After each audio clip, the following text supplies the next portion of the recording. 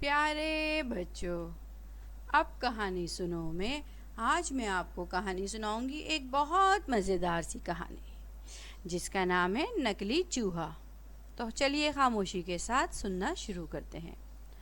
بہت دنوں کی بات ہے، ایک راجا تھا۔ اس کو جانوروں کے مجسمے جمع کرنے کا بہت شوق تھا۔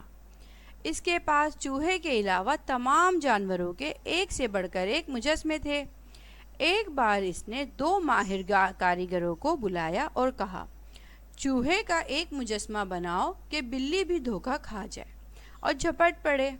جس کے بنائے ہوئے چوہے پر بلی نے حملہ کیا، اس کو انعام میں اشرفیوں سے بھری ہوئی 2 تھیلیاں دی جائیں گی۔ بس پھر کیا تھا، دونوں کاریگر اپنے اپنے کام میں جٹ گئے۔ ایک نے لکڑی کا چوہا بنایا جو دیکھنے میں بالکل اصلی چوہا لگتا تھا۔ سب نے اس کی خوب تعریفیں کی۔ دوسرے نے ایک بڑی بے ڈھنگی سی چیز بنائی تھی جو کسی طرح بھی چوہا نہ لگتی تھی۔ راجا لکڑی کا چوہا دیکھ کر بہت خوش ہوا۔ واہ واہ، کیا زبردست چوہا بنایا ہے، بالکل اصلی چوہا معلوم ہوتا ہے۔ درباری بھی وہاں موجود تھا اور ہاں میں ہاں ملانے لگا۔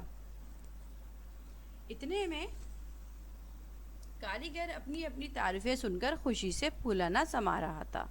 اور یہ کیا بے تکی سی چیز رکھی ہے، اسے بھلا کون چوہا کہے گا؟ راجا نے مذاق اڑاتے ہوئے کہا۔ لیکن حضور، دوسرے کاریگر نے جواب دیا، فیصلہ تو بلی کو کرنا ہے۔ بات بھی یہی درست ہے، راجا نے شرط بھی یہی لگائی تھی۔ فوراً بلی لائی جائے اور دونوں مجسمے پہ چھوڑ دی گئی۔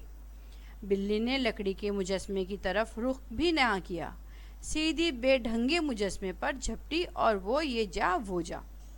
درباری حیرت سے ایک دوسرے کا منہ دیکھتے رہ گئے۔ اب تو راجا بھی اپنا وعدہ پورا کرنا پڑا۔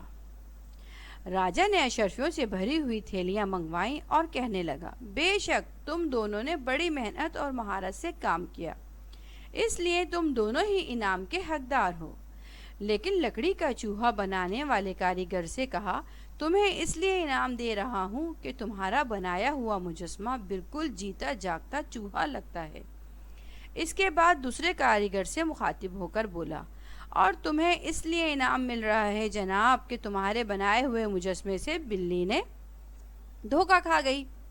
انعام تو تمہیں مل گیا، لیکن یہ تو بتاؤ آخر تم نے یہ چوہا بنایا کیسے؟ کاریگر مسکرایا اور کہنے لگا، حضور، میں نے یہ لکڑی کے بجائے یہ چوہا سوکھی ہوئی مچھلیوں سے بنایا تھا۔ کاریگر کی ذہانت پر درباری تمام خوش ہوئے اور زوردار کہکا لگا کے ہنسنے لگے۔ بلی کو تو اس طرح ہی دھوکہ دینے پر بادشاہ خوب ہنسا اور درباریوں نے بھی کہکہے لگائے۔ تو اس کہانی سے ہمیں یہ سبق ملتا ہے بیٹا، ہنر کے ساتھ ساتھ اگر ہم عقل کا استعمال کریں تو بہت سے فائدے حاصل ہوں گے۔ ہنر اگر آپ کے پاس ہے اور اگر عقل آپ نے استعمال نہ کی تو ہنر بیکار ہے۔